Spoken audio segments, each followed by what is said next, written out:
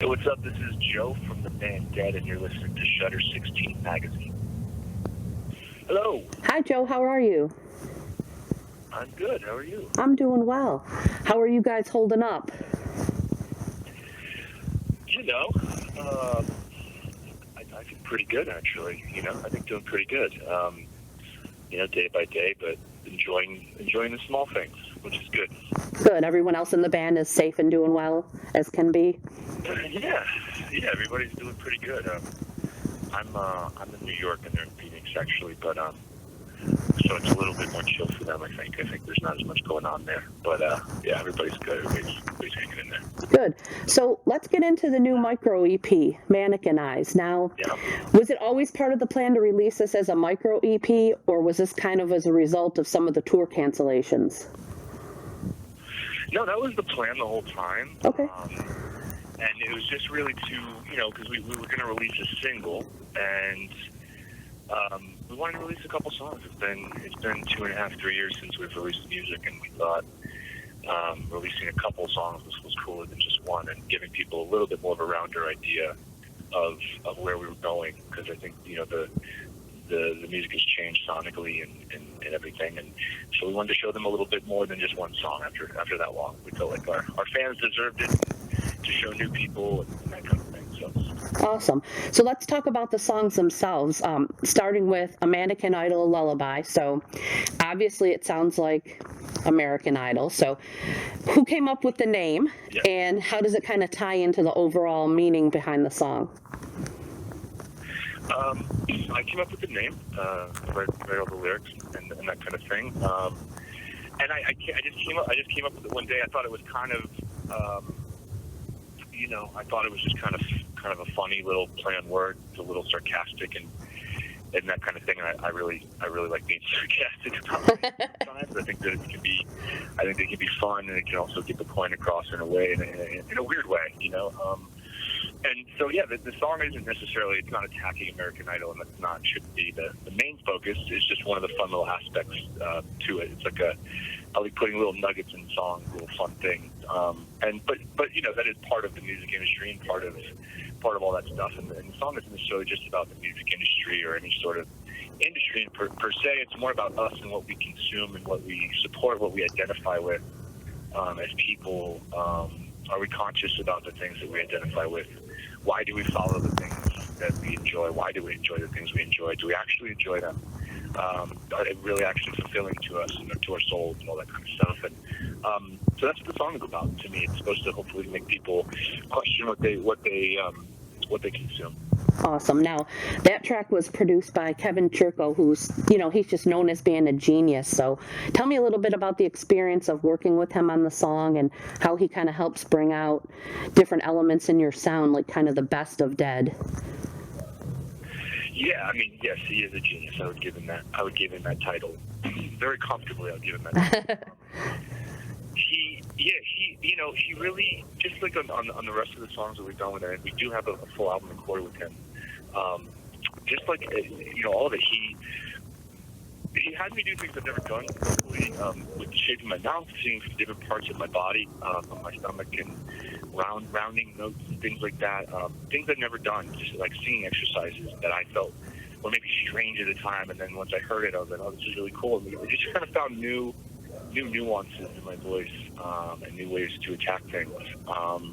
He really brings out melodies in a huge way, and I think he made the chorus sound beautiful, and we really like that contrast of brutally pounding, heavy, headbanging, groovy stuff with a nice big soaring relief of a chorus. And I think that Dead and Kevin Churko is a great combination to create music like that. Absolutely. And you mentioned on that the tempo changes and the variety of the sounds, and I wanted to talk about that with Eyes Sewn Shut, because that just kind of has a little bit of everything in there. And you're doing everything from, just, it starts with that soft beginning, and you're just kind of beautifully singing it. And then, you're going into that full bore, but then you're toning it down again. So tell me, is that difficult for you to kind of do during the course of one song? Is there something you have to kind of prepare especially like when you're eventually going to play this live, how do you kind of have to prepare vocally for doing something like that? Well, we did play it live. Actually, we did one last tour right before all this stuff happened. We went to Europe with a band called Wage War. We had a great tour. Okay, cool. Over there, and we did play both of these new songs live over there, and that was right before these songs dropped as well. So we did play live, and thank you. I'm glad you can kind of see all the diversity in the vocals, and I really like that. I really, I love all kinds of music. And sometimes, I'll be listening to heavy music, and I'll be like, I wish this guy would maybe just switch this up a little bit. I love how heavy and brutal it is and everything, but I'd like a little bit of that. And I listen to light stuff, and I'm like, I wish they could add a little bit more edge, or whatever it is. So I guess this is like our perfect ingredients thrown into a recipe to make a song that tastes good to us. And I've said that before, and that's really what it is. It's just all these little recipes, little things, ingredients to put into a recipe, and it just tastes good. It just sounds good. It feels good. And as far as like singing diversely, I think it helps. I don't know if it's harder or not. I don't think it is. I think it's cool to be able to switch it up and go from like a low, singing through my teeth, into a scream, into a big singing chorus, into whatever, or the soft piano singing in the beginning of the song. I love all of it, and I try to have an arsenal of weapons with my voice, and I want to have all kinds of different weapons, and that's what I think we've really found a lot of that from touring the last 3 years. Sure. Well, it's working with amazing people like Kevin. So. Now, what about the writing process? I know you said that you write the lyrics. So how does that work within the band? Does somebody come up with a riff or an idea, and do you kind of write together, or is it just kind of this person has an idea, sends it here, and you guys go back and forth? Yeah, like usually the music will start with David who'll record guitars or something like that. I also write as well. I also play guitar, so I'll bring ideas as well sometimes. Okay. And there's really no one way, but usually it is that there's some sort of an environment for me to sing over. And then, it's an open door. If anybody has any cool ideas, we do that. But oftentimes I just write the lyrics and the melodies and things like that. But there are times, when people do have ideas and we use them.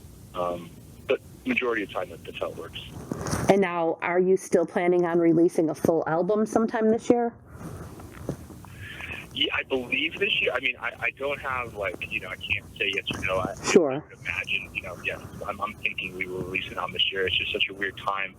And we did just release the single to radio. We just released a music video as well, which is cool. And then we're doing, some acoustic stuff here and there and whatnot. But, we do need to release the album, and it's there, and it's we're very proud of it. And we're very excited for everybody to hear the rest of it. So is it complete, or are you guys still in the process of working on it? No, it is done. Okay. Well, you could change things.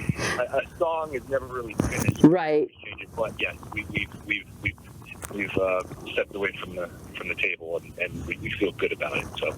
Okay, cool. So we'll be looking forward to that whenever, if it's 2020 or 2021, we'll be looking forward to hearing that soon. I'm going to be upset if it's not. Now, this is going to be weird because your debut album, it was just such a huge success. Now, nobody knew Dead, that I, knew, and nobody heard of Dead except for probably, maybe locally to you. And then all of a sudden, everybody was all about Dead, which is a great thing for Dead. But what about now, coming off that huge success of Misanthrope and the hit single Anti-Everything, and you guys got to do all these tours and huge festivals, is there any pressure building up with the release of this new album? Like, geez, after that, how do we top it? Or is that not even a concern for you guys, just going to go out there and do your thing? I think we talked about if it was a concern or not. It was a conversation. It was kind of like, should we feel this way? Do we actually feel this way, or are we just wondering if we should feel this way? Right. We overanalyze everything. So I don't think there is. Honestly, to me personally, and I can't speak for the rest of the guys. I think everybody is a little bit different, but to me, There's a little bit. There's like a responsibility, I guess, to feel that all the people that have supported you and put time and money into you and things like that, that, you know, you want to do a good job for your fans and things like that. But, you know, at the same time, it's your art, and really you have to love it. And if you love it and you put your stamp of approval on it, then I think that's really the name of the game, you know. And then that's what we did in the first album. So we're like, well, we should do that on this one as well. Let's just do the same thing. Let's make something that we're really proud of, that we love, that resonates with us, and hopefully, you know, we're all human beings. Hopefully it resonates with other people, and that's really the mindset behind it. Absolutely. And I think with the 2 songs that have just come out, that, you know, you guys are off on the right track. Thank you. Appreciate that. Now, I've been seeing a lot, and I'm sure you have, not necessarily in the mainstream news, but all over social media, about concerts and live shows and what's going to happen down the road. And obviously things are on hold for the indefinite time right now. What are your thoughts on the future of live shows and how you think they might be different? Well, I mean, I'm hearing, like the same as you, I'm hearing people suggesting ideas. I'm not sure how much, you know, how much truth is behind everybody's opinions. I think it's a lot of opinions. So I don't know. I mean, I can't say. I can say that I imagine it's going to be a slow burn. It's going to be like a slow coming back to life. You know, similar to, like, I guess after winter, you know, the trees start getting green on them and whatnot. And I think that's going to be the same case. Like, people are probably going to have to wear masks for the first however long, and it's going to be different things. Like, it is what I'm imagining. You know, it's just like a guess, just like anybody. And I hope it happens soon, but I wouldn't hope that it would happen at the cost of more lives either. So it's just such a hard thing to say. And I know that there's probably going to be a lot of live, stream concerts and things like that. You know, I'm doing a lot of acoustic live stream stuff. As far as full band, we haven't done that yet. I know a couple people kind of, I'm sure a couple bands are going to be doing things like that. But it's just like a new frontier, and, you know, it's like we all got to figure out what to do, and I'm sure there might become like a common thing that everyone does at some point, and it's like, oh, this is obviously the best route for everybody to go. But, you know, at this point, it's still like everybody's like, you know, so I guess scrambling. Not everybody's scrambling, but everybody's trying to be creative and figure out what that next avenue is. Sure, understood. What about the live stream situation? Would the band as a whole consider doing something on a live stream basis in the event, you know, we're looking at a long time between future shows?